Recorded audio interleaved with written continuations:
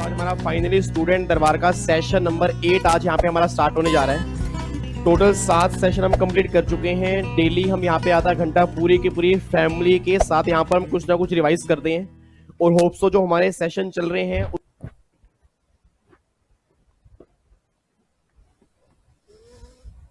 Hello hello hello hello hello, good evening जी, good evening भाई, की हाल चाल। चलो जी, सभी का हाल चाल बढ़िया होना चाहिए। तो फाइनली एक बार हम फिर अपनी पूरी की पूरी फैमिली के सामने सर यहाँ पे आ चुका हूँ। तो आज हमारे स्टूडेंट दरबार का सेशन नंबर 49 आज हम यहाँ पे स्टार्ट करने जा रहे हैं। तो हमारे सेशन 50 होने में सिर्फ एक सेशन हमारा बैलेंस बचा है और कल हमारा सेशन नंबर 50 होगा, बट वो सीएस प्रोफेशनल वाले बच्चों का होगा। तो लगातार मुझे 50 दिन हो चुके हैं डेली शाम को यहाँ पे आते हुए। उम्मीद करता हूं कि आपको बहुत सारा बेनिफिट मिल रहा होगा। आज हमें अपना पूरा का पूरा पेपर कंप्लीट करना है। जो हमारे जीएसटी के कुछ क्वेश्चंस बैलेंस बचे थे ना, 30 क्वेश्चन, वो आज हमें यहाँ पे कंप्लीट करने हैं। ठीक है जी। अच्छा, इधर सुना ध्यान से। कई सारे बच्चों के ना डाउट ये थे कि जो लास्ट क्लास में हमने जो बैलेंस क्वेश्चन कंप्लीट किए थे ना इनकम टैक्स के, उसके अंदर बच्चों के डाउट ये आ रहा था कि सर कुछ क्वेश्चन ऐसे हैं जो हमें समझ नहीं आ रहा कि हम याद कैसे करेंगे, हमें थोड़े मुश्किल लग रहे हैं वो क्वेश्चन। सर आपको मैंने पहले भी कहा था कि जो जो क्वेश्चंस आपको मुश्किल लग रहे हैं प्लीज उसको अभी से हाईलाइट कर लो, क्योंकि जब एक बार दोबारा से आप रिवीजन करोगे, जो रिवीजन शेड्यूल मैंने बना के डाला है ना, अगर आप उसको फॉलो करोगे उसमें आपने वही क्वेश्चन करने हैं जिस क्वेश्चन करने में अभी आपको प्रॉब्लम आ रही है। तो प्लीज जिस जिस क्वेश्चन में अभी आपको दिक्कत आ रही है, जो क्वेश्चन पहली बार में सोल्व नहीं हो रहे, हर बच्चे के वो एमसीक्यूज ना वो हाईलाइट होने चाहिए, ताकि जब भी वो रिवीजन करेगा जो हाईलाइटेड एमसीक्यूज होंगे उसको वो बहुत अच्छे तरीके से करने हैं। बस ये बात ध्यान देना, ठीक है जी। बाकी जिन बच्चों को क्वेश्चन में डाउट है, वैसे मैंने रिप्लाई कमेंट बॉक्स में कर दिया था, ठीक है जी। बट अगर फिर भी डाउट होगा प्लीज आप मुझे बता देना, क्योंकि देखो क्वेश्चन कई बार ऐसे होते हैं लिमिट बेस्ड वाले होते हैं, वो लिमिट्स हमें ध्यान रखनी होती है। और आपको मैंने पहले भी कहा था कि हर अटेम्प्ट के अंदर पेपर वैसा ही बनेगा, ये भी जरूरी नहीं है। तो पेपर मुश्किल बनेगा, आसान बनेगा, वो हमारा काम नहीं है। हमें सारी रिवीजन करके जानी है, सारा सिलेबस हमें कंप्लीट करना है, बस ये बात ध्यान देना, ठीक है जी। तो आपको जो मैंने रिवीजन शेड्यूल बना के दिया है, उम्मीद करता हूं कि आप वो सारा शेड्यूल फॉलो करोगे, और अगर वो सेम शेड्यूल फॉलो करेंगे ना, बिलीव मी आपके एग्जाम में मार्क्स बहुत अच्छे आएंगे। बस ये बात ध्यान दो, ठीक है जी। तो आज हमारा सेशन नंबर 49 है, जो हम एमसीक्यूज कर रहे हैं उसका पार्ट नंबर 19 है। अब जैसे मेरा पेपर कंप्लीट होगा ना, उसके बाद एक तो जून 19 वाला वो पेपर मेरा बैलेंस बचेगा, और फिर एक दिसंबर 19 वाला पेपर जो होगा वो मेरा बैलेंस बचेगा। अब जो बच्चे मुझे बार बार बोल रहे थे ना कि सर जून 19 को दिसंबर 19 का पेपर जो था मुश्किल आया था, टेंशन मत लो सर, वो भी पेपर हमें कर रहे हैं। आपको मैं दिखा दूंगा कि भैया पेपर बिल्कुल आसान था। वो डिपेंड करता है कि आपने उस टाइम क्वेश्चन कैसे पढ़े थे, क्योंकि प्रॉब्लम क्या होती है, हाँ ये बात मानने वाली है कि दिसंबर 19 का जो पेपर था ना, उसके इनकम टैक्स के क्वेश्चन बहुत बड़े बड़े थे। बड़े बड़े का मतलब क्या, वो क्वेश्चन एक नंबर में नॉर्मली बनते नहीं है, वो क्वेश्चन बहुत बड़े बड़े थे। अब बच्चों ने क्या किया, बड़े क्वेश्चन देख के ना वो सोचा कि हमसे क्वेश्चन होगा नहीं। बट मैं आपको दिखाऊंगा जो कॉन्सेप्ट हमने क्लास के अंदर पढ़े है ना, सिंगल सिंगल कॉन्सेप्ट वही एप्लीकेबल होगा, ये बात मैं आपको दिखा दूंगा। तो प्लीज आपने टेंशन नहीं लेनी सर, हमें जून 19 का पेपर करना है, दिसंबर 19 का भी करना है, सारे पेपर मुझे कराने, टेंशन मतलब। आपको मैंने पहले भी कमिटमेंट की थी कि एग्जाम से पहले सारे पेपर कंप्लीट कराऊंगा, विद रिवाइज आंसर कराऊंगा, अच्छे तरीके से करेंगे, वो सारी कमिटमेंट मैं कंप्लीट करूंगा, आप उसकी टेंशन मत लो। तो आपका बस एक काम है कि डेली शाम को आके बैठना है, मेरी बातों को सुनना है, समझना है, और जो बातें मेरी समझ में नहीं आती, वीडियो खत्म होने के बाद दोबारा उस क्वेश्चन को देखना है। फिर भी समझ में नहीं आ रही, कमेंट बॉक्स में डाल दो कि सर इस क्वेश्चन में दिक्कत है, उसका मैं रिप्लाई कर दूंगा, ठीक है जी। तो अपने टेंशन बिल्कुल लेनी, बस ये बात ध्यान दो, ठीक है जी। चलो फिर हम सेशन स्टार्ट करने जा रहे हैं। इधर देखो ध्यान से, अब जो हमारे बैलेंस क्वेश्चन थे जीएसटी के, आज एक बार फटाफट से वो कंप्लीट कर लेते हैं। उम्मीद करता हूं आपने एक बार पहले ट्राई किए होंगे, ठीक है। और आपने खुद देखा होगा जीएसटी बिल्कुल ही आसान बनता है, चाहे वो न्यू सिलेबस का हो, ओल्ड सिलेबस का हो, जीएसटी में कोई दिक्कत नहीं है। तो मैं आपको बार बार कह रहा हूं कि कम से कम 90% मार्क्स आपके जीएसटी के अंदर आने चाहिए, क्योंकि अगर इनकम टैक्स में थोड़े कम मार्क्स भी आ गए तो कम से कम हमारे 60-70 नंबर इनकम टैक्स और जीएसटी दोनों को मिलाकर बनते हो। ये बात क्लियर है, उसके लिए जीएसटी बहुत स्ट्रॉन्ग होना चाहिए, बस ये बात ध्यान देना, ठीक है जी। इधर देखो ध्यान से, और ये क्वेश्चन स्टार्ट करते हैं।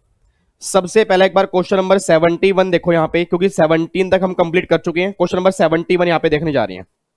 एक बार 71 देखो जी।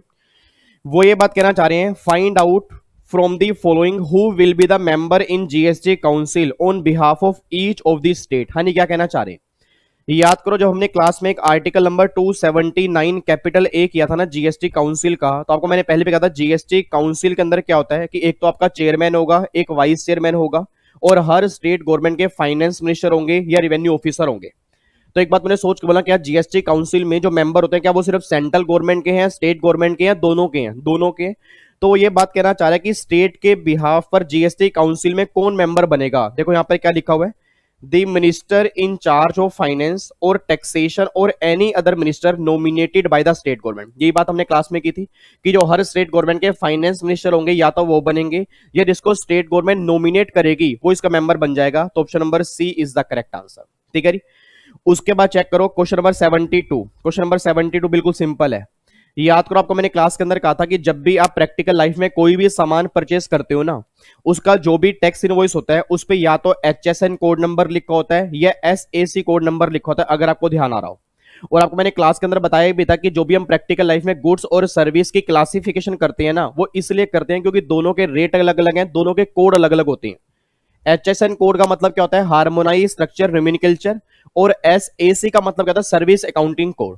और याद करो मैंने क्लास में भी कहा था आपको कि भैया HSN कोड नंबर और SAC कोड नंबर नॉर्मली आपको इनवॉइस के अंदर देना पड़ता है। अगर आपकी टर्नओवर 2 करोड़ से ऊपर है तो भी देना पड़ेगा, 5 करोड़ से ऊपर है तो भी देना पड़ेगा, 2 करोड़ से लेके 5 करोड़ तक होगी तो भी आपको देना पड़ेगा। तो इन्होंने जो ये चारों ऑप्शन दिए ना, ये चारों ही सही हैं। ठीक है जी। अब देखो इंस्टीट्यूट से गलती क्या हुई, उसने जो 4 ऑप्शन दिए वो चारों ही सही हैं। मतलब इस केस में भी रिक्वायरमेंट है, इस केस में भी रिक्वायरमेंट है, इस केस में भी रिक्वायरमेंट है, इस केस में भी रिक्वायरमेंट है। इन चारों केस में HSN कोड की रिक्वायरमेंट जरूरी होती है। ठीक है जी। अब इन्होंने चारों सही दे दिए, तो अगर इन चारों में से कोई भी उस टाइम बच्चा आंसर करके आया होगा ना, उसको नंबर मिल गए होंगे। और ये बात मैं नहीं कह रहा, अगर आप इसके आंसर देखोगे, इंस्टीट्यूट ने खुद कहा है कि क्वेश्चन 72 के ना चारों क्वेश्चन सही हैं, इन चारों में से कोई आपने एक भी किया होगा तो भी हम उसको नंबर दे देंगे। बट आपको दोबारा बोल रहा हूं, आप ये मत सोचना कि हर बार इंस्टीट्यूट से गलती होगी सर। इट मींस एक बात ऑलवेज ध्यान दो, इस क्वेश्चन में ये चारों सही बनते हैं। हाँ, अगर टर्नओवर 2 करोड़ से कम होती ना, उस केस में नॉर्मली HSN कोड की रिक्वायरमेंट नहीं होती, बस ये बात ध्यान दो। तो उसने बोला इस केस में HSN कोड हमें कहां कहां चाहिए, इन चारों केस में HSN कोड चाहिए। अगर टर्नओवर 2 करोड़ से कम है, उस केस में HSN कोड की रिक्वायरमेंट नहीं होती, ये बात ध्यान दो। ठीक है जी। तो ये चारों हमारे सही आ जाएंगे। उसके बाद अगला बताओ जी, जीएसटी काउंसिल जो है, जीएसटी काउंसिल जो है, जीएसटी में जो बनी है GST council, article number 279 capital A. आपको मैंने पहले भी कहा था जीएसटी में सबसे बड़ी बॉडी कौन सी होती है, जीएसटी काउंसिल। और सबसे बड़ी बॉडी को हम नॉर्मली क्या बोलते हैं, अपेक्स बॉडी बोलते हैं। याद करो सुप्रीम कोर्ट, सुप्रीम कोर्ट भी क्या होता है, अपेक्स कोर्ट होता है ना। तो वही जीएसटी काउंसिल भी क्या है, that is apex body. Apex body का मतलब जीएसटी की सबसे बड़ी बॉडी जो है, दैट इज जीएसटी काउंसिल। ठीक है जी। तो option number D is the correct answer. उसके बाद देखो ये अगला क्वेश्चन क्या है। अगला क्वेश्चन ये है, exempted supply means supply of any goods और सर्विस और both which may be Holi exempt from tax under section 11 और section 6 of IGST act and includes. क्या कहना चाह रहे हैं, वो ये बात कहना चाह रहे हैं कि एग्जम्प्टेड सप्लाई में कौन सी सप्लाई इंक्लूड की जाएगी। हाँ जी, नॉन टैक्सेबल सप्लाई। क्या एग्जम्प्टेड सप्लाई में आएगी नहीं आएगी, यस आएगी। जीरो रेटेड सप्लाई क्या एग्जम्प्टेड सप्लाई में आएगी नहीं आएगी, नहीं आएगी सर। एक बच्चा कह रहा है आएगी, एक बात मैंने सोच के बताना नालायक, जीरो रेटेड सप्लाई मैंने पहले भी कहा था, जीरो रेटेड सप्लाई और एग्जम्प्टेड सप्लाई दोनों के अंदर फर्क होता है।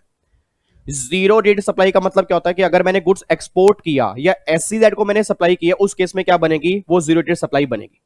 बट एग्जम्प्टेड वाले केस में आपको ITC नहीं मिलता, जीरो रेटेड सप्लाई वाले केस में आपको ITC मिल जाता है। आपको एक बात मैंने क्लास के अंदर बताई थी, तो एक बात मैंने सोच के बोलना, क्या zero rated supply exempted supply का पार्ट बनेगी, नहीं बनेगी।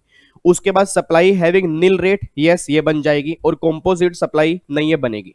तो यहां पर पहला और तीसरा option number C is the correct answer. ये दोनों जो हैं ये एग्जम्प्टेड सप्लाई का पार्ट बनेंगे, बस ये बात ध्यान दो। और उसने क्वेश्चन के अंदर मांगा भी क्या है कि एग्जम्प्टेड सप्लाई में क्या इंक्लूड होगा, तो भैया नॉन टैक्सेबल सप्लाई भी इंक्लूड होंगी, और जिस पर नील रेट होगा ना वो भी एग्जम्प्टेड सप्लाई का पार्ट बनेगी, ये बात ध्यान देना। ठीक है जी। सर जीएसटी वाले क्वेश्चन तो आसान बनते हैं, बिल्कुल आसान बनते हैं, बट आपने बस पहले जीएसटी सही ढंग से पढ़ाओ, ये बात ध्यान देना।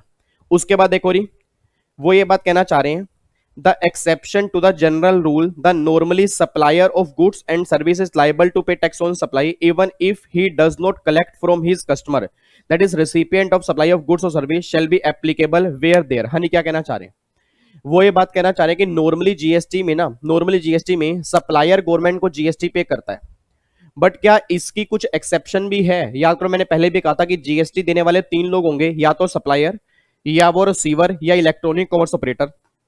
अब सोच के बोला, अगर सप्लायर जीएसटी पे करेंगे फॉरवर्ड चार्ज, रिसीवर जीएसटी पे करेंगे रिवर्स चार्ज, और अगर ईसीओ जीएसटी पे करेगा that is special provision under GST.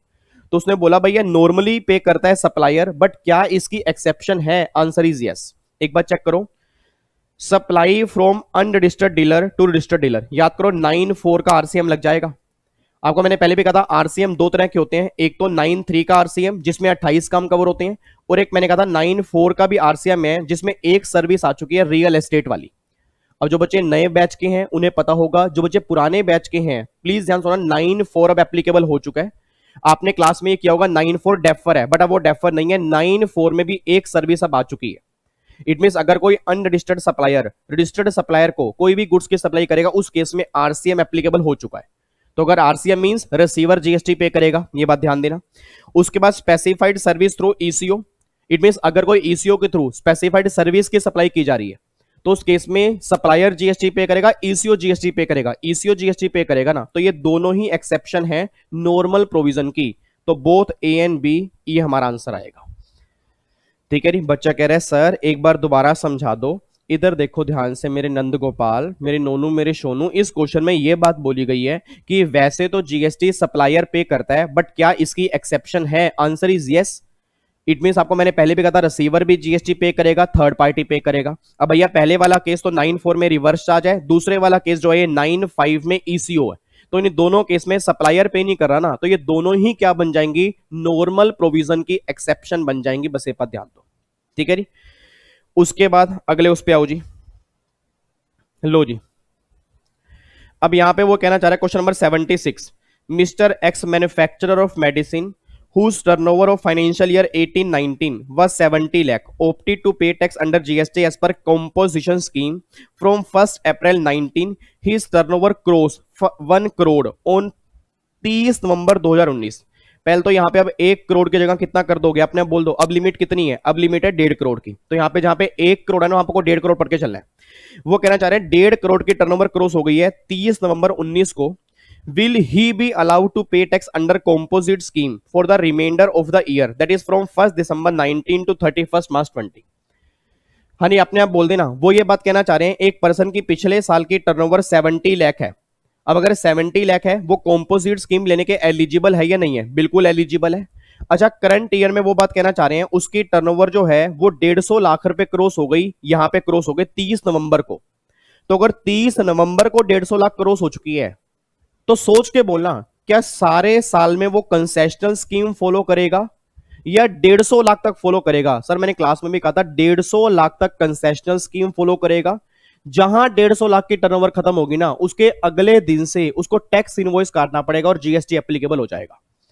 तो यही बात कहना चाह रहे हैं कि भैया 1 दिसंबर से 31 मार्च तक क्या वो कंसेशनल स्कीम में रहेगा? Answer is no. उस पर नॉर्मल कंप्लायंस फॉलो होंगे, नॉर्मल जीएसटी एप्लीकेबल होगा। बस ये बात ध्यान दो। तो देखो ये आंसर क्या लिख रखा है, नहीं, ऑप्शन जो है उसका खत्म हो जाएगा इमीडिएटली जहां उसकी टर्नओवर जो है 150 लाख से ऊपर हुई। ठीक है जी, और ये बात हमने क्लास में भी की थी, तो क्वेश्चन बिल्कुल आसान है, क्वेश्चन के अंदर कोई दिक्कत नहीं है। बस ये बात ध्यान देना कि भैया कॉम्पोजिट स्कीम अगर पिछले साल 150 लाख की टर्नओवर होगी तो 150 लाख तक ही कॉम्पोजिट स्कीम मिलती है। अगर टर्नओवर मेरी करंट ईयर में 150 लाख से ऊपर चली गई तो भैया जहां 150 लाख खत्म होंगे ना उसके अगले दिन से जो मेरे इनवॉइस कटेंगे वो मेरे टैक्स इनवॉइस होंगे, नॉर्मल जीएसटी वाले होंगे। ये बात आपने क्लास में एक डायग्राम के थ्रू पढ़ी होगी अगर आपको ध्यान आता हो। ठीक है जी, चलो जी आगे चलते हैं। फिर अगला पॉइंट देखो, अगला पॉइंट ये बात कहना चाह रहे हैं, a supply made by taxable person to a recipient of goods being buyer consisting of 2 or more taxable supply of goods और सर्विस और both or any combination thereof which are only bundled and supply in conjunction with each other in the ordinary course of business out of which one is principal supply। अपने आप बोल देना। वो ये बात कहना चाह रहे हैं कि दो चीजें मिलाकर आप बेच रहे हो और ये जो दो चीजें मिला के बंडल बेच रहे हो ना, ये नॉर्मल लाइफ में देखने को मिलता है और इसमें एक सप्लाई प्रिंसिपल सप्लाई है। जैसे for example laptop plus laptop bag, तो अगर लैपटॉप प्लस लैपटॉप बैग की बात करूंगा तो ये प्रिंसिपल सप्लाई क्या बन गई? लैपटॉप बन गई ना। तो ये सप्लाई हम क्या बोलते हैं? मिक्स सप्लाई या composite supply, that is composite supply. तो आंसर क्या बनेगा? Composite supply. ठीक है जी, और ये सेक्शन 2(3) नहीं है, ये सेक्शन 230 है। ठीक है, यहाँ पे 230 कर लेना, इन्होंने गलत लिखा हुआ है। आप खुद समझ सकते हो सर, इंस्टीट्यूट से भी गलतियां होती हैं और आपको मैं दिखाऊंगा अगले आने वाले जून 19 और दिसंबर 19 के पेपर में इंस्टीट्यूट से कितनी गलतियां हुई हैं। ठीक है जी, अब बच्चे के मन में बस ये डाउट आता है सर अगर इतनी सारी गलतियां इंस्टीट्यूट से होती है तो क्या हमें ग्रेस नंबर मिलेंगे? नहीं मिलेंगे। 100% ग्रेस नंबर मिलेंगे, बट वो तब मिलेंगे अगर बिल्कुल लॉजिकल तरीके से आपने उसका आंसर सही किया होगा। मतलब आंसर हमें करके आना है, जो हमें बेस्ट ऑप्शन लग रहा है ना वो हमें करके जरूर आना है, बस ये बात ध्यान देना। इट मीन अगर हमें देखने से ही लग रहा है क्वेश्चन गलत है फिर भी हम करके आएंगे, बस ये बात ध्यान दो। और आपको मैं दिखाऊंगा दिसंबर 19 के जो बच्चे खास तौर पे बोल रहे थे ना कि पेपर बहुत मुश्किल था, पेपर बाहर से था, इनकम टैक्स हमने पढ़ा ही नहीं था, आपको मैं दिखाऊंगा सिंगल सिंगल क्वेश्चन। आपने अगर नहीं पढ़ा होगा ना फिर आप मुझे बोल देना। सारे क्वेश्चन अपने क्लास के अंदर पढ़े होंगे। सर प्रॉब्लम क्या थी, क्वेश्चन बहुत लेंथी थे, क्वेश्चन बहुत बड़े बड़े थे, आपने क्वेश्चन ध्यान से नहीं पढ़े तो आपको यह लगा कि पेपर बाहर से आ गया। तो दिसंबर 19 के ऊपर भी आएंगे, जून 19 पर भी आएंगे, सिंगल सिंगल क्वेश्चन मैं यहीं पर कराऊंगा और आपको फील कराऊंगा कि 3 घंटे जो माइंड काम नहीं करता ना उसका कितना बड़ा नुकसान होता है। तो मेरी आपसे रिक्वेस्ट है कि 3 घंटे अपना माइंड चला लेना। 3 घंटे में अपने माइंड में कोई भी बात मत रखना कि भैया ये क्वेश्चन बाहर से है, ये बाहर से है, टीचर को गालियां देना, दोस्तों को गालियां देना, अपने आप को कोसना, वो सारी बातें मत करना। जितना पेपर 3 घंटे के अंदर बेस्ट करके आओगे उतने बेस्ट नंबर आएंगे, बस ये बात ध्यान दो। क्योंकि प्रॉब्लम क्या है, बच्चा वो 3 घंटे जब बर्बाद करता है ना उसको नंबर नहीं मिलते, बात ध्यान दो। ठीक है जी, अगले क्वेश्चन पे आओ जी। Question number 78। Honey question number 78 देखो री। Taxable person whose registration has been surrender or cancel, लो जी अपने आप बोल दो। जिसका रजिस्ट्रेशन कैंसिल हो चुका है और सरेंडर हो चुका है उसको रिटर्न फाइल करनी है। अपने बोल दो फॉर्म नंबर क्या था, जीएसटीआर 10। अगर आपको ध्यान आ रहा हो, एक तो जीएसटीआर 10 हमारा फाइनल रिटर्न का था ना, और जीएसटीआर 11 था जिसके यूनिक आइडेंटिफिकेशन नंबर होता है। अब मुझे नहीं पता कितने बच्चों को ध्यान आएगा, क्लास में जीएसटीआर 1 से लेके जीएसटीआर 11 तक फॉर्म नंबर किए थे। 1 हमारा किसका है, आउटवर्ड सप्लाई का। 2 अभी जा नहीं रहा, 3 अभी जा नहीं रहा, 3बी कौन सा होता है, सिंपल रिटर्न, मंथली रिटर्न। 4 हमारा कॉम्पोजिट स्कीम। 5 हमारा है नॉन रेजिडेंट। 6 हमारा है इनपुट सर्विस डिस्ट्रीब्यूटर। 7 हमारा टीडीएस का है। 8 हमारा टीसीएस का है। 9 हमारा एनुअल रिटर्न का है। 9A कॉम्पोजिट के एनुअल रिटर्न का है। 10 हमारा फाइनल रिटर्न है, ये उसी फाइनल रिटर्न की बात कर रहे हैं कि जब मैं सरेंडर कर दूंगा, ये जब मैं कैंसिलेशन की तरफ जाऊंगा तो मुझे फॉर्म नंबर कौन सा भरना पड़ेगा, जीएसटीआर 10 मुझे भरना पड़ेगा। उसके बाद देखो जी अगला क्वेश्चन नंबर 79, ये भी बिल्कुल आसान है। याद करो हमने क्लास में एक सेक्शन 9(5) किया था, याद आ रहा है 9(5), जहां पर मैंने कहा था कि अगर कोई पर्सन स्पेसिफाइड सर्विस की सप्लाई कर रहा है और वो ईसीओ के थ्रू कर रहा है, और स्पेसिफाइड सर्विस में 3 सर्विस आती हैं, तो उस केस में ईसीओ गवर्नमेंट को जीएसटी पे करेगा, सप्लायर और रिसीवर गवर्नमेंट को जीएसटी पे नहीं करेंगे। अच्छा एक पॉइंट मैंने वहां पर बताया था कि अगर ईसीओ की फिजिकल प्रेजेंस इंडिया में नहीं है तो उसके लीगल रिप्रेजेंटेटिव या अपॉइंटेड पर्सन जो होंगे वो जीएसटी पे करेंगे ना। देखो वही क्वेश्चन आ गया, उसने क्या बोला कि भैया अगर वो इंडिया में नहीं है, उसकी फिजिकल प्रेजेंस अगर इंडिया में नहीं है, तो भैया लीगल रिप्रेजेंटेटिव जो होंगे वो जीएसटी पे करेंगे, बस ये बात ध्यान दो। तो बताओ क्वेश्चन में है क्या। अब उसने क्लास में नोट्स सही ढंग से नहीं बताए बनाए, जो दोस्तों के नोट्स मांग रहा है, क्यों, क्योंकि उसकी क्लास मिस हो गई थी बिना किसी बात के, बुखार था, खांसी था, छोटे मोटे बुखार में भी आपने क्लासेस मिस की हुई हैं, अपने छोटे छोटे एक्सक्यूज देकर भी क्लासेस मिस की हुई हैं, और जो आपके नोट्स नहीं बने ना अब पता लगेगा उस नोट्स की वैल्यू क्या है। तो उस नोट्स में साफ साफ जाके देख लेना, मैंने आपको लिखवाया कि अगर फिजिकल प्रेजेंस अगर इंडिया में नहीं होगी तो लीगल रिप्रेजेंटेटिव जो होंगे उसके बिहाफ पर जीएसटी पे करेंगे। ये क्वेश्चन हमारा वहां से निकल के आ गया। उसके बाद अगला क्वेश्चन जी, अगला क्वेश्चन हमारा है टाइम ऑफ सप्लाई का। टाइम ऑफ सप्लाई में कितने सेक्शन किए थे, याद करो 3 सेक्शन हमने किए थे, सेक्शन नंबर 12, 13 और 14। 12 किस केस में लगेगा, गुड्स वाले केस में। 13 किस केस में लगेगा, सर्विस वाले केस में। 14 किस केस में लगेगा, अगर रेट में वेरिएशन है, रेट चेंज होगा, उस केस में पीओटी कैसे आएगा। तो ये हमारा क्वेश्चन किसका है, सेक्शन 14 का ही है। अब इस क्वेश्चन में गलती है सर, इस क्वेश्चन में गलती क्या है, याद करो सेक्शन 14 में मैंने क्या बताया था, मैंने 14 के अंदर कहा था कि जब जीएसटी का रेट चेंज होगा ना उसका पीओटी कैसे निकलेगा, वो डिपेंड करता है कि आपकी सर्विस कंप्लीट कहां पर हुई है, और जो भी एलिमेंट कंप्लीशन के साथ होगा, जो भी एलिमेंट कंप्लीशन के साथ होगा ना वो तुम्हारा पीओटी निकल के आएगा। याद करो मैंने क्लास में कहा भी था, अगर इनवॉइस कंप्लीशन के साथ है तो इनवॉइस पीओटी है, अगर पेमेंट कंप्लीशन के साथ है तो पेमेंट पीओटी है, और अगर दोनों पहले हैं तो विच एवर इज अर्लियर जो होगा वो पीओटी होगा। अब इस क्वेश्चन में ना उसने सारी बातें बताई हैं बट ये नहीं बताया कंप्लीशन कहां है।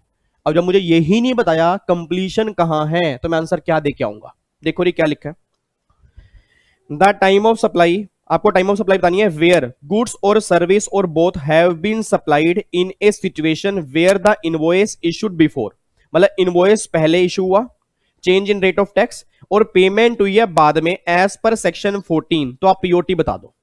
अब ये पता क्या कहना चाह रहे हैं, ये कहना चाह रहे हैं जैसे मान लो यहां पर रेट चेंज हुआ, अब अगर यहां पर रेट चेंज हुआ, उसने बोला भाई रेट चेंज से पहले इनवॉइस हुआ, रेट चेंज के बाद पेमेंट हुआ, अब कंप्लीशन कहां हुआ ये बताया ही नहीं।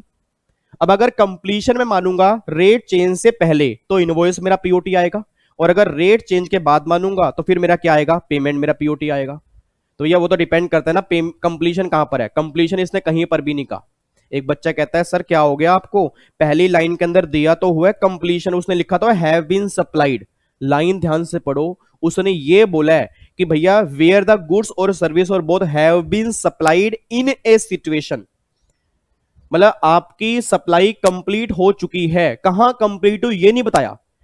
और इन वेयर इन्होंने क्या बोला है, in a situation where the invoice issued before, जहां इनवॉइस पहले है पेमेंट बाद में है, कंप्लीशन कब हुई ये कहीं भी नहीं बताया। और ये बात मैं नहीं कह रहा सर, आप अगर इंस्टीट्यूट के खुद के आंसर चेक करोगे, उसने साफ साफ बोला कि भैया अगर बच्चा इनमें से कोई भी आंसर दे के आता ना तो उसको हम सही ही मानते, क्योंकि हमसे गलती हो गई है, हमने बताया ही नहीं है कि भैया सप्लाई आपने रेट चेंज से पहले की है या रेट चेंज के बाद की है। अब कई बच्चे इसके इंटरप्रिटेशन निकालते हैं कि रेट चेंज से पहले निकल रही है, तो भैया अगर रेट चेंज से पहले निकल रही है तो कंप्लीशन के साथ इनवॉइस है तो इनवॉइस पीओटी आ जाएगा। अब कई बच्चे कहते हैं तो हम तो बाद में मानेंगे, बाद में अगर मानोगे तो पेमेंट आ जाएगा। तो सिंपल सी बात है, दोनों में से कोई भी पीओटी बन सकता है। ठीक है जी, तो इसका आंसर कोई भी आप लिख के आते तो आपको नंबर मिल जाता, ये इंस्टीट्यूट ने खुद बोला है। उसके बाद क्वेश्चन नंबर 81 याद करो, जो आपने क्लास के अंदर किया होगा, कंपनसेशन एक्ट याद आ रहा है, 5 साल के लिए जो आया था, उसका बेस ईयर क्या था याद करो, 15-16, और ग्रोथ रेट क्या थी 14% पर एनम। देखो उसने वही बोला है, बेस ईयर क्या है और ग्रोथ रेट क्या है, ये हमारा आंसर आ गया। बताओ कितना गिरा हुआ क्वेश्चन है। उसके बाद एक और question number 82, the limits of nautical miles from base line of sea coast into the sea in order to determine the supply in territorial water as per section 9 of IGST. हाँ जी, आपने आप बोल देना, हमारा इंडिया पानी में कहां तक है, हमारा इंडिया पानी में कितने नॉटिकल माइल्स तक है सर, 12 नॉटिकल माइल्स ना। तो ये कहना चाह रहा है कितने नॉटिकल माइल्स तक हमारा इंडिया की डेफिनेशन है, that is up to 12 nautical miles. देखो वही क्वेश्चन आपको मैंने पहले भी कहा था, इंडिया की डेफिनेशन जरूरी है, आप चेक कर लो, वही क्वेश्चन आ गया। अब जिसको यही नहीं पता कि इंडिया में कितना पानी हमारा इंडिया के अंदर कवर होगा, वो इसका आंसर क्या दे के आएगा। तो 12 नॉटिकल माइल्स तक हमारा इंडिया है। वैसे 200 नॉटिकल माइल्स तक भी है, but only for oil purpose और नेचुरल गैस। और अगर क्वेश्चन में कुछ भी नहीं कहा तो हम नॉर्मल बात करेंगे, नॉर्मल हमारा कहां तक है, 12 नॉटिकल माइल्स, ये बात ध्यान देना। ठीक है जी। उसके बाद अगला क्वेश्चन, ये भी गलत दिया हुआ है जी। अगला क्वेश्चन, क्वेश्चन नंबर 83 भी गलत है। ऐसा मैं क्यों कह रहा हूं, ध्यान से पढ़ना। वो कहना चाह रहे हैं which of the following called the union territory as being covered under territory goods and service tax act. क्या कहना चाह रहे हैं कि इनमें से किस टेरिटरी पर आपका यूटी जीएसटी एक्ट एप्लीकेबल होगा। अपने आप बोल दो, अंडमान निकोबार क्या यूटी में कवर होती है, नहीं होती, यस कवर होती है। पौंडीचेरी जो है, सोच के बोलना, पौंडीचेरी जिसको हम पुडुचेरी बोलते हैं, जो पुडुचेरी है या पौंडीचेरी है, ये वैसे तो यूटी है, बड़ा को मैंने पहले भी कहा था जीएसटी में इसको स्टेट मानते हैं। याद करो 3 यूटी ऐसी हैं जिसको हम जीएसटी में स्टेट मानते हैं, दिल्ली, पौंडीचेरी और जेएनके। जो भी जेएनके नई ऐड हुई है ना, जेएनके विद लेजिस्लेचर, तो ये 3 यूटी को हम क्या मानते हैं, स्टेट मानते हैं, इस पर एसजीएसटी है। उसके बाद दमन एंड दियो, ये भी यूटी मानते हैं। तो एक तो ये यूटी मानते हैं और एक ये यूटी मानते हैं। तो भैया इन दोनों को यूटी मानते हैं, तो आंसर में कहीं पर भी ए एंड सी दिया ही नहीं है। अगर वो क्वेश्चन में ये मांगता ना कि इनमें से कौन सा यूटी में कवर नहीं होता, तो आंसर आता पौंडीचेरी, बट उसने बोला कौन सा यूटी में आएगा, तो भैया ए भी आएगा और सी भी आएगा। और ये बात मैं नहीं कर रहा, इंस्टीट्यूट ने खुद बोला है कि ए और सी इन दोनों में से कोई भी अगर आप करके आओगे ना, आंसर आपका हम सही कर देंगे, नंबर आपको दे देंगे। अब कोई बच्चे कह रहे हैं यार ये तो बड़ी गलतियां होती हैं पेपर के अंदर। सर गलतियां तो होती हैं ना, एमसीक्यूज पेपर बनाना आसान नहीं है sir, believe me, MCQs paper बनाना आसान नहीं है, क्योंकि जब एमसीक्यूज क्वेश्चन बनते हैं ना, उसके एक एक वर्ड पे इंटरप्रिटेशन टिकी होती है, बस ये बात ध्यान दो। और ये ध्यान रखना, हर पेपर में कम से कम भी, आप चेक कर लो आज तक इतिहास में जितने पेपर आपके इंस्टीट्यूट ने एमसीक्यूज के बनाए हैं, उसमें हर पेपर में कम से कम भी 6 क्वेश्चन तो गलत आए हैं, और वो 6 क्वेश्चन बाद में इंस्टीट्यूट ने खुद सही किए हैं, और वो 6 क्वेश्चन के वो खुद बोलते हैं कि हम ग्रेस मार्क्स देते हैं।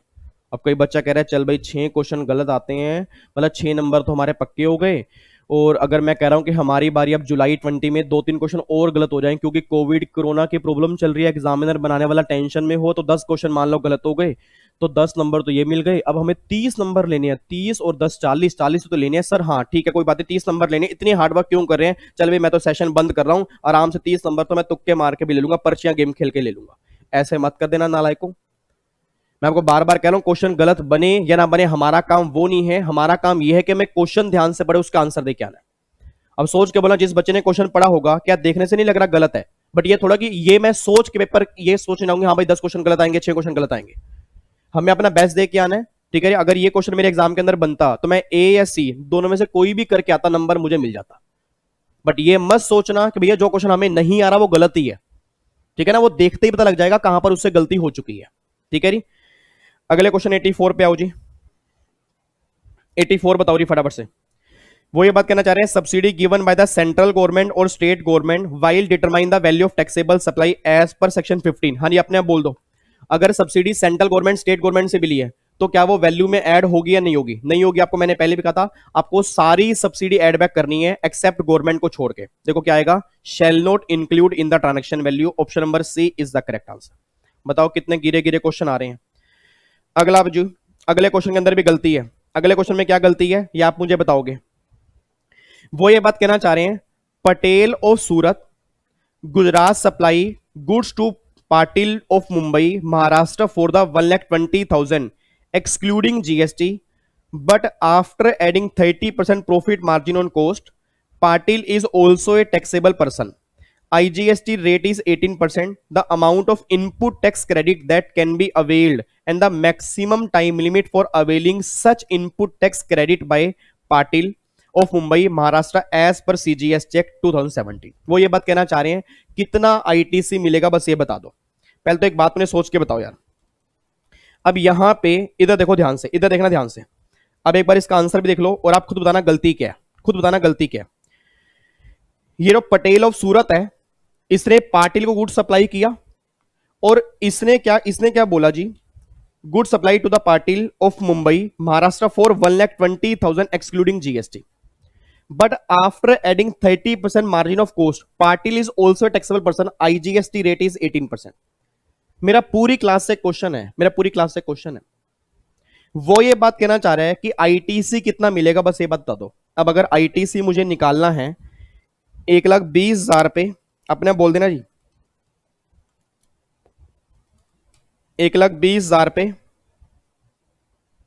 का अगर मैं 18% निकालूं कितना निकल के आएगा? 1,20,000 का 18% कितना निकल के आ रहा है? 21,600 निकल के आ रहा है। 21,600 रुपए निकल के आ रहा है। इतना मुझे आईटीसी मिलना चाहिए। अब अपने आप बोल देना 28,080। क्या 28,080 का है? नहीं। 7,020 नहीं है। अब यहां पे लिखा है 1,600। अब अपने आप बोल देना क्या 1,600 आएगा? यहां 21,600 लिखना चाहिए था, उन्होंने 1,600 लिख दिया। और आप सब जानते हो आईटीसी क्लेम करने की नॉर्मल लिमिट क्या होती है? नॉर्मल लिमिट क्या होती है? Within 1 year from the date of issue of invoice. याद आ रहा है कुछ आपको? सेक्शन नंबर 18, सेक्शन नंबर 18, ठीक है जी। और एक नॉर्मल आईटीसी क्लेम करने की लिमिट क्या होती है? अगले साल के सितंबर के मंथ की ड्यू डेट और एनुअल रिटर्न फाइल करने की actual date, whichever is earlier. अब देखो, अगर मैं ऑप्शन की बात करूंगा ना तो ऑप्शन में ये वाला आंसर मुझे सही लग रहा है, बट यहां पे 1,600 लिखा है जबकि 21,600 आना चाहिए। बच्चा कह रहा है सर आप ऑप्शन नंबर डी भी तो कर सकते हो ना। अब कर सकता हूं, ऑप्शन नंबर डी भी कर सकता हूं, बट आप अगर इंस्टीट्यूट का आंसर चेक करोगे ना, उसने ऑप्शन नंबर सी को टिक किया है। आपको मैं दिखाऊं, क्वेश्चन नंबर 85 है ना, ये देख लो क्वेश्चन नंबर 85। ये देखो क्वेश्चन नंबर 85 आपको दिख रहा है? 85 का ये सी। अब खुद सोचना उसने सी क्यों एज्यूम किया होगा? पेपर बनाने वाले को यह नहीं पता कि मैं यहां पे 1,600 लिख चुका हूं। आंसर यहां पर आना कितना चाहिए था? आंसर यहां पर 21,600 आना चाहिए था, और हमारा 21,600 निकला भी है, ठीक है ना। तो जब भी आप अगर ये क्वेश्चन करोगे, फॉर एग्जांपल मान लो हमारे एग्जाम में क्वेश्चन बन जाता तो मेरा 21,600 आया, देखते ही पता लग रहा है कि 1,600 की जगह ना 21,600 ही आना चाहिए। अब कई बच्चा कह रहा है सर इतना हमारे दिमाग में थोड़ा आएगा। अगर हम ऑप्शन नंबर डी कराए, भाई 21,600 तो दिया नहीं है, ऑप्शन नंबर डी कराए तो तो सर अगर आप ऑप्शन नंबर डी करके आओगे तो भी करेक्ट आंसर ही बनेगा। बट जब भी आप ऑप्शन देखो ना, उसमें जो भी लॉजिकल ऑप्शन लग रहा है, आपको लग रहा है कि भैया ये ऑप्शन होना चाहिए, क्योंकि 1600 कहीं से भी नहीं बन रहा।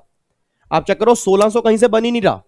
अब अगर 1600 कहीं से बन ही नहीं रहा, हमारा आंसर 21600 है, देखने से लग रहा है कि यहां पर 21600 ही आना चाहिए, तो ये आंसर 21600 ये वाला बनेगा, ऑप्शन नंबर सी बनेगा। ठीक है जी, तो ये बात ध्यान देना, आपके एग्जाम में ऐसे ऐसे क्वेश्चन है सर, ये एग्जाम के ही क्वेश्चन है, मेरे खुद के क्वेश्चन नहीं है। क्योंकि नॉर्मली कई बार बच्चा पूछता है ना कि सर अगर ऐसे क्वेश्चन बन जाए तो क्या होगा। तो क्वेश्चन पेपर ना बहुत ध्यान से पढ़ा करो, बहुत ध्यान से पढ़ा करो, आंसर बहुत ध्यान से निकाला करो। ठीक है जी, उसके बाद आओ जी अगले क्वेश्चन पे। क्वेश्चन नंबर 86 देखो जी। प्रिंसिपल ने जॉब वर्कर को सामान दिया, याद करो मैंने कहा था आपको क्लास में, प्रिंसिपल अगर जॉब वर्कर को सामान देगा, प्रिंसिपल के हाथ में सप्लाई नहीं बनेगा, बट जॉब वर्कर वो सामान वापस कर देगा 1 साल और 3 साल के अंदर। 1 साल किन के लिए होता है, इनपुट के लिए, और 3 साल किन के लिए होता है, कैपिटल गुड्स के लिए। तो देखो वही लिखा है 1 साल और 3 साल इन केस ऑफ इनपुट और कैपिटल गुड्स। तो option number C is the correct answer. बिल्कुल गिरा हुआ क्वेश्चन है ये, जॉब वर्कर वाला कॉन्सेप्ट तो हम पहले क्लास में कई बार कर चुके हैं। उसके बाद देखो जी, वो ये बात कहना चाह रहा था, credit of tax paid on input service use by more than one supplier be distributed as per the provision of CGST. याद करो, इनपुट सर्विस डिस्ट्रीब्यूटर, याद आ रहा है कुछ? इनपुट सर्विस डिस्ट्रीब्यूटर कौन होते हैं? एक हेड ऑफिस होता है, आगे से सर्विस लेकर उसका बेनिफिट अपने ब्रांचेस को देगा, और आईटीसी वो बुक करेगा, आईटीसी को डिस्ट्रीब्यूट करेगा। आपने बोल दो आईटीसी को वो डिस्ट्रीब्यूट करेगा किस रेशो में, टर्नओवर की रेशो में ना। तो उसने ये बोला है कि जो टर्नओवर की रेशो होगी उसके अंदर वो डिस्ट्रीब्यूट करेगा। Option number C is the correct answer. तो वो यही बात कहना चाह रहे हैं, किस रेशो में डिस्ट्रीब्यूट करता है, टर्नओवर की रेशो में। ऑप्शन नंबर सी आपके सामने है। उसके बाद देखो question number 88, the GST council for ensuring single interface had distributed to administrative control of taxpayer certain percentage with central tax administration. अब ये नॉर्मली खत्म हो चुका है कॉन्सेप्ट। ये कॉन्सेप्ट पहले जब स्टार्टिंग में जीएसटी बना था उस टाइम ही आया था। अब एक बात मैंने सोच के बोला, सर जीएसटी को बनाने वाली सेंट्रल गवर्नमेंट भी है, स्टेट गवर्नमेंट भी है। बट आपको मैंने क्लास के अंदर भी कहा था कि एडमिनिस्ट्रेशन जो है ना, इट मींस चेकिंग जो होगी, जांच पड़ताल जो होगी, वो एक ही डिपार्टमेंट करेगा, दोनों नहीं करेंगे। क्योंकि सोच के बोला, फॉर एग्जांपल अगर मान लो मैं यहां पे हूं, ठीक है जी, अगर मान लो मैं यहां पे हूं, और अगर मान लो मैंने टैक्स में कोई थोड़ी बहुत चोरी कर दी है, और अगर सेंट्रल गवर्नमेंट के ऑफिसर मेरे पास आ गए, उसने कहा अपनी बुक्स ऑफ अकाउंट दिखाओ, आपने चोरी की है, मैंने दिखा दी। फिर स्टेट गवर्नमेंट के ऑफिसर मेरे पास आ गए, उसने बोला जी आपने चोरी किया, बुक्स ऑफ अकाउंट दिखाओ। अगर मैं दोनों डिपार्टमेंट को अपनी बुक्स ऑफ अकाउंट दिखाने लग गया, मेरा काम तो हो गया। तो लो ये बात कहता भैया जीएसटी बनाने वाली दोनों गवर्नमेंट हैं, बट इनका एडमिनिस्ट्रेशन जो होगा ना वो एक ही डिपार्टमेंट करेगा। अब एक डिपार्टमेंट का मतलब क्या है? एक डिपार्टमेंट का मतलब क्या है? जब स्टार्टिंग के अंदर जीएसटी बना उस टाइम गवर्नमेंट ने बोला था कि जिसकी टर्नओवर 1.5 करोड़ तक होगी वो छोटे बिजनेसमैन होंगे, और जिसकी टर्नओवर 1.5 करोड़ से ऊपर होगी वो बड़े बिजनेसमैन होंगे। अब जो छोटे बिजनेसमैन हैं उसके 90% केस जो हैं, 90% केस जो हैं वो स्टेट गवर्नमेंट के पास जाएंगे, और 10% केस जो हैं वो सेंट्रल गवर्नमेंट के पास जाएंगे। बस ये बात ध्यान दो। इट मींस अगर एक एसएससी की टर्नओवर 1.5 करोड़ रुपए तक है ना, तो गवर्नमेंट ये बात बोलती थी भैया 90% चांसेस है कि तुम्हारे केस जो होगा वो स्टेट गवर्नमेंट के पास जाएगा, वही चेक करेंगी, सेंट्रल गवर्नमेंट चेक नहीं करेगी। बट 10% लोग ऐसे होंगे जिनको सेंट्रल गवर्नमेंट चेक करेगी। बट अगर टर्नओवर 1.5 करोड़ से ऊपर होगी तो 50% सेंट्रल गवर्नमेंट चेक करती है, 50% स्टेट गवर्नमेंट चेक करती है। अब ये प्रैक्टिकली नॉर्मली खत्म हो चुका है। अब आपके एग्जाम में क्वेश्चन बनेगा नहीं, अब सारा काम ऑनलाइन चलता है। कौन सा डिपार्टमेंट किसकी वेरिफिकेशन करेगा, अब ये सब काम ऑनलाइन हो रहा है। ठीक है जी, बट जिस टाइम ये पेपर बना था उस टाइम के लिए ध्यान रखना, उस टाइम के लिए देखो 10% टैक्स पेयर जाएंगे सेंट्रल गवर्नमेंट के पास जिनकी टर्नओवर 1.5 करोड़ से कम है। वही मैंने आपको बताया ना कि 1.5 करोड़ से कम अगर टर्नओवर है, 90% स्टेट के पास जाते थे, 10% सेंट्रल के पास, और अगर टर्नओवर 1.5 करोड़ से ऊपर थी तो 50% सेंट्रल, 50% स्टेट। बच्चा कह रहा है सर क्या अब हमें लिमिट याद करनी है? अब नॉर्मली आपको लिमिट याद नहीं करनी बस। ठीक है जी, उसके बाद बताओ जी, बुक्स ऑफ अकाउंट्स मेंटेन करने की टाइम लिमिट क्या होती है? ये क्वेश्चन तो आपके एग्जाम में कई बार पहले ही बन चुका है सर। आपने बोल देना बुक्स ऑफ अकाउंट्स मेंटेन करने की टाइम लिमिट क्या होती है? 6 साल। याद करो 72 मंथ, हमने क्लास में भी डिस्कस किया था। लो जी 72 मंथ। ऑप्शन नंबर डी आपका करेक्ट आंसर है। उसके बाद देखो जी, find out the following who are the person not liable for registration. इसमें से कौन कौन से पर्सन है जो रजिस्ट्रेशन करवाने के लाइबल ही नहीं है? अब कमाल की बात देखो, इंस्टीट्यूट ने गलती क्या कर दी, सेक्शन 30 बोल रहे हैं। सेक्शन 30 सीजीएसटी एक्ट का ये है ही नहीं जो ये बोल रहे हैं। याद करो ये रजिस्ट्रेशन के चैप्टर में section 22 person liable, section 23 person note liable. तो सेक्शन 30 की जगह ना यहां पे 23 आना चाहिए, that is person note liable. ठीक है जी, अब बताओ फटाफट से कौन नोट लाइबल है। नॉन रेजिडेंट, ये तो लाइबल ही है। Person supplying exempted goods exempted service, yes ये नोट लाइबल है। एग्रीकल्चरिस्ट, ये भी नोट लाइबल है। तो भैया बी और सी ये दोनों ही क्या है, नोट लाइबल। बताओ क्वेश्चन में है क्या। और याद आ रहा है सेक्शन 23, सेक्शन 23 में नोट लाइबल में एग्रीकल्चरिस्ट थे, जो आरसीएम में कवर होते हैं वो थे, एग्जम्प्टेड सप्लाई वाले वो थे, ये उसी की बात कर रहे हैं। ठीक है जी।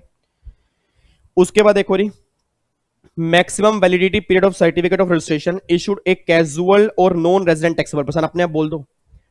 रजिस्ट्रेशन के चैप्टर में एक डायग्राम मैंने बनवाया था, आपको मैंने कहा था कि अगर मैं जीएसटी में रजिस्ट्रेशन करवा लेता हूं तो भैया टिल पूरी लाइफ टाइम तक मैं रजिस्टर्ड रहूंगा जब तक मैं कोई डिफॉल्ट नहीं करता।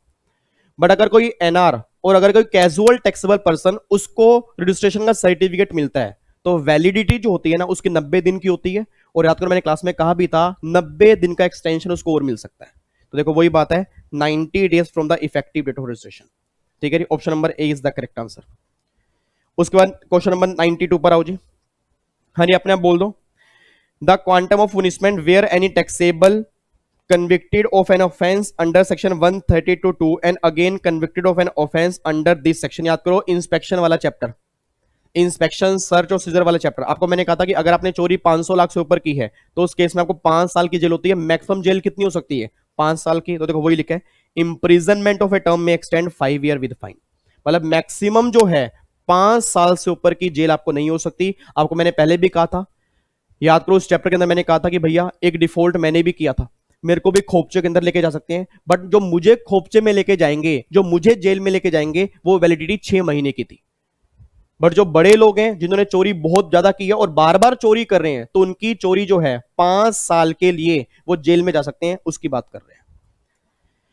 अगला क्वेश्चन में गलत है, ई वे बिल की वैलिडिटी। याद करो ई वे बिल का एक चैप्टर आपने किया था। ई वे बिल की वैलिडिटी कितनी होती है, वो डिपेंड करता है कार्गो टाइप कौन सी है। अगर नॉर्मल कार्गो है तो याद करो 100 किलोमीटर एक दिन, अगले 100 किलोमीटर एक दिन और मिलता है।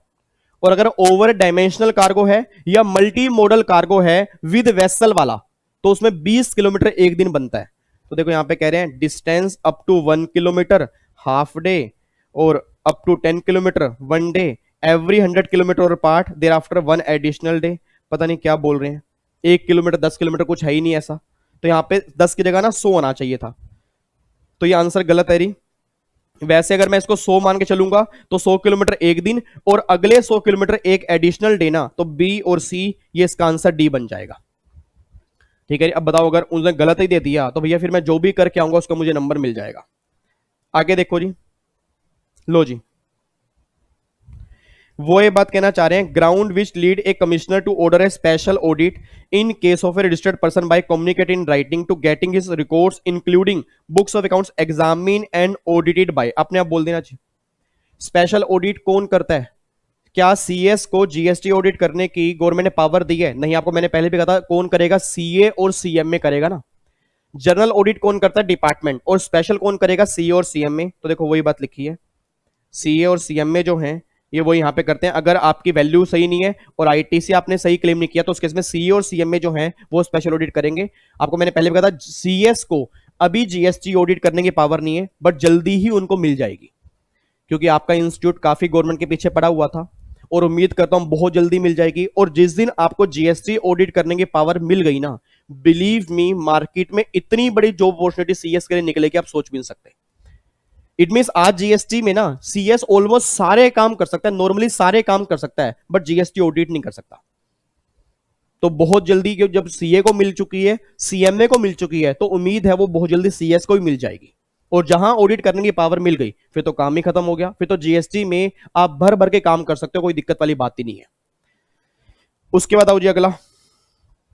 हाँ जी, क्या कहना चाह रहे हैं, state the default committed on the part of a registered person which attract on action by proper officer to make best judgment assessment and also state the time limit within such assessment is to be made। अब आपने आप बोल देना sir याद करो, आपको मैंने पहले भी कहा था जो बेस्ट जजमेंट असेसमेंट होती है कितने साल में कंप्लीट होती है? 5 साल। आपको मैंने क्लास के अंदर भी कहा था कि स्क्रूटनी असेसमेंट हो गया, समरी असेसमेंट हो गया, बेस्ट जजमेंट हो गया, ये जितनी भी असेसमेंट आपके जीएसटी के लो में है सबकी नॉर्मल कंप्लीशन टाइम लिमिट कितनी है? 5 साल की टाइम लिमिट है ना, देखो वही लिखा हुआ है जी। तो आपको 5 साल में ये असेसमेंट जो है कंप्लीट करनी पड़ेगी। ऑप्शन नंबर बी और सी ये हमारा आंसर आ जाएगा। क्वेश्चन नंबर 96 आओ जी। टीडीएस अपने आप बोल दो रही, टीडीएस। टीडीएस कब करता है? हर केस में करता है टीडीएस। याद करो सेक्शन नंबर 51। कई बच्चे सोच रहे हैं टीडीएस कहां से आ गया, टीडीएस तो इनकम टैक्स में होता है। याद करो जीएसटी में नालायकों, पेमेंट के चैप्टर में टीडीएस की बात मैंने की थी कि अगर पेमेंट 2.5 लाख से ऊपर करेंगे तो 2.5 लाख से ऊपर पेमेंट पर टीडीएस काटना पड़ेगा। 1% सीजीएसटी और 1% एसजीएसटी, टोटल 2%।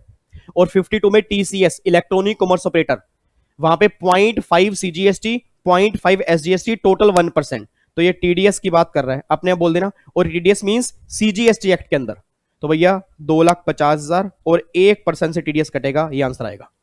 तो गलती से भी टीसीएस मत समझ लेना, टीसीएस का रेट अलग है, टीडीएस का रेट अलग है। उसके बाद एक और, who is the authorise under integrated goods and service tax to levy tax? हाँ जी, अपने बोल देना आईजीएसटी बनाने वाली कौन है? याद करो आर्टिकल नंबर 246 कैपिटल ए। आपको मैंने कहा था क्लास के अंदर कि आईजीएसटी बनाने वाले सिर्फ पार्लियामेंट है, ठीक है जी, और सीजीएसटी और एसजीएसटी बनाने वाली दोनों गवर्नमेंट है। तो वो कह रहा है आईजीएसटी को ऑथोराइज करने वाली कौन है? ओनली सेंटर, ये बात ध्यान देना। अगले क्वेश्चन पे आओ जी। State which shall be taken as effective date of registration as per CGST act. आपको रजिस्ट्रेशन की इफेक्टिव डेट बतानी है। ये क्वेश्चन पहले भी बन चुका है, क्वेश्चन बहुत ध्यान से पढ़ना, ऐसे ऐसे क्वेश्चन एग्जाम के अंदर पक्का बनते हैं। वो ये बात कहना चाह रहा है हमें रजिस्ट्रेशन की ना इफेक्टिव डेट बता दो where the aggregate turnover of Madhur company engage in supply of taxable service in the state of Rajasthan exceed 20 lakh during the year 25 September 19। मतलब 20 लाख रुपए की लिमिट क्रॉस हुई है 25 सितंबर को, ठीक है। उसने एप्लीकेशन डाल दी है 19 अक्टूबर को। क्या 30 दिन में एप्लीकेशन डाल दी? नहीं डाल दी। क्या लायबल होने के 30 दिन में एप्लीकेशन डाल दी? नहीं डाल दी। यस डाल दी। अब अगर 30 दिन में डाल दी, सर्टिफिकेट मिला 29 अक्टूबर। आपको मैंने पहले भी कहा था अगर लायबल के 30 दिन में एप्लीकेशन डाल दी है तो जब वो सर्टिफिकेट मिलेगा ना, इफेक्टिव कब से होगा? जब आप लायबल हुए थे, और लायबल में कब हुआ था? 25 सितंबर को। तो option number A is the correct answer. एक बच्चा कहता है यार विवेक सर को ये तो बोल दो कि अगर वो 30 दिन में एप्लीकेशन ना डालता तो क्या होता। याद करो ये बात मैंने आपको आईटीसी के चैप्टर के अंदर बताई थी और रजिस्ट्रेशन के चैप्टर के अंदर बताई थी कि अगर 30 दिन में एप्लीकेशन नहीं डालते फिर जिस दिन सर्टिफिकेट मिलेगा उस दिन से आप इफेक्टिव माने जाओगे। तो यहां पर आप चेक कर लो 25 सितंबर से 19 अक्टूबर 30 दिन के अंदर एप्लीकेशन होगी तो आप इफेक्टिव जो होगे ना वो लायबल की डेट से बनोगे, बस ये बात ध्यान देना। तो 25 सितंबर हमारा आंसर ही आ गया। उसके बाद एक और कंज्यूमर वेलफेयर फंड के अंदर, कंज्यूमर वेलफेयर फंड के अंदर जो पैसा जाता है, consumer welfare fund has been constitute by government of India and as per section 57 the following amount will be credit to this fund. इसमें कौन सा फंड जो मतलब कौन सा पैसा क्रेडिट होता है? ऑब्वियस सी बात है जो रिफंड लोग लेने नहीं आते, आपको मैंने पहले भी कहा था वो कंज्यूमर वेलफेयर फंड के अंदर जाएगा। तो देखो जी amount refer to in section 54 मतलब वो रिफंड वाला पैसा। Income from investment of the fund account, obvious सी बात है अब जो इस फंड के अंदर पैसा गया उसको मैंने आगे इन्वेस्ट कर दिया, उससे आने वाली इनकम भी कहां जाएगी? कंज्यूमर वेलफेयर फंड में। तो ऑप्शन नंबर 1 और ऑप्शन नंबर 3 ये हमारा आंसर आ गया, ठीक है जी। लास्ट क्वेश्चन देखो जी, लास्ट क्वेश्चन देखो। The available balance of input tax credit in electronic ledger of the registered person on account of union territory tax shall be utilise as per section 9 of CGST. अपने आप बोल देना जी UTGST का पैसा सबसे पहले कहां यूज करोगे? यूटीजीएसटी में। और अगर बैलेंस बचेगा तो कहां यूज करोगे? आईजीएसटी में। आपको वही सेम मैंने कहा था जो एसजीएसटी का होता है, SGST first, SGST then IGST, और यूटीजीएसटी भी फर्स्ट कहां होगा? यूटीजीएसटी में, और देन कहां होगा? आईजीएसटी में। तो ये देखो ये राज्य पहले आप यूज करोगे यूटी में, और अगर कुछ रिमेनिंग बच गया तो कहां पर कर दोगे आप? आईजीएसटी में। यूटिलाइजेशन ऑफ यूटीजीएसटी ये क्वेश्चन आपके एग्जाम में आ गया। और जब ये क्वेश्चन बना था ना बच्चे ने बाहर आके मुझे फोन किया था, कहता सर ये बात आपने अच्छी नहीं की। मैं कहा क्या हो गया? कहता आपने क्वेश्चन कराया नहीं था सर जीएसटी का। मैं कहा कौन सा? कहता आपने यूटी जीएसटी की यूटिलाइजेशन बताई नहीं थी, और तो मैंने उसको याद करवाया। मैंने कहा नालायक को याद करो क्लास, आपको मैंने पहले भी कहा था जो यूटिलाइजेशन एसजीएसटी का होता है वही सेम यूटी का है। और अगर बच्चा ये वहां पर मुझे गाली देने की बजाय अगर थोड़ा सा भी माइंड लगाता कि यूटी जीएसटी मींस क्या, सेम एसजीएसटी ना, तो जो एसजीएसटी का ट्रीटमेंट होगा वही सेम यूटी का होगा। बट बच्चे ने माइंड नहीं लगाया, पहले मुझे वहां पे गाली निकालने की सर ने ये क्वेश्चन नहीं कराया। फायदा क्या हुआ, सोच के भला वो बच्चा क्वेश्चन भी छोड़ के आया और इसके चक्कर में जब माइंड भर गया होगा ना, 2-3 क्वेश्चन और गलत किए होंगे। तो सर ये सारी बातें हमने क्लास में की हुई हैं। वो बात अलग है कि आपको ध्यान नहीं आ रही, क्यों? क्योंकि जीएसटी हमने बहुत टाइम पहले बचपन के अंदर पढ़ा था, ठीक है ना। क्योंकि जिन बच्चों का अभी बैच खत्म हुआ है उनका इनकम टैक्स अभी खत्म हुआ है और जीएसटी 100 लेक्चर पहले पढ़ना स्टार्ट किया था। अब अगर 100 लेक्चर पहले कोई बात हमने पढ़नी स्टार्ट की हो तो मुझे नहीं पता कितनी आपके माइंड में होगी। अभी मैंने आपके जीएसटी के डाउट सेशन भी लिए हैं और ऑनलाइन बच्चों के भी डाउट सेशन हो गए हैं। तो इतने सारे डाउट सेशन लेने के बाद और 18 घंटे की रिवीजन क्लास डालने के बाद और जीएसटी के 40-45 लेक्चर लगाने के बाद भी अगर आपको लग रहा है कि ये क्वेश्चन बाहर से हैं, तो सर फिर पेपर तो ये ध्यान रखना, फिर पेपर ऐसा ही आएगा, फिर पेपर ऐसा ही बनेगा। सर आपको बार बार कह रहा हूं, ये मत सोचना कि 12वीं के एग्जाम है, बीकॉम के एग्जाम है। आपको कुछ क्वेश्चन ऐसे देखने को मिलेंगे जहां थोड़ा बहुत माइंड आपको चलाना पड़ेगा और वही माइंड आपको कूल रखना है बस। अगर वहीं आपका माइंड पैनिक के अंदर आ गया ना, आप सारा पेपर खराब कर दोगे, आपका अपना करियर खराब हो जाएगा। तो प्लीज ये बात ध्यान देना, जितने क्वेश्चंस करो बढ़िया से करो, जो पहले आते हैं पहले वो करो, जो नहीं आते उसके बाद छोड़ते जाओ, जो नहीं आते ऑटोमेटिकली बाद में वो ध्यान आ जाएंगे, ठीक है। तो फाइनली अब जाके जून 19 का जो दिसंबर 18 वाला पेपर था ना, अब हमारा पूरा कंप्लीट हो गया। अब हमारा बस जून 19 बचा है और दिसंबर 19 बचा है, फिर जाके हमारे पूरे पेपर खत्म हो जाएंगे, ठीक है। और कई बच्चे उसी की वेट कर रहे हैं, बस जून 19 और दिसंबर 19। रीजन उनको लग रहा है कि उस पेपर में ना बहुत मुश्किल आया था, अब पता लगेगा पेपर कैसा आता है। टेंशन मत लो, आने वाले 4-5 सेशन में ही दिख जाएगा पेपर सारा ही क्लास में से आया था। इवन जिस बच्चे ने सेल्फ स्टडी भी की होगी और रिवीजन क्लास भी सही तरह से अटेंड की होगी ना, तो भी दिखा दूंगा उसको बच्चे के 50 नंबर कहीं नहीं गए थे। और उसने क्लास ली है, 100 लेक्चर लगाए हैं, उसके बावजूद भी आपको मैं दिखाऊंगा सिंगल सिंगल क्वेश्चन। अगर आपने क्लास में ना किया फिर आप मुझे बोल देना, ठीक है जी।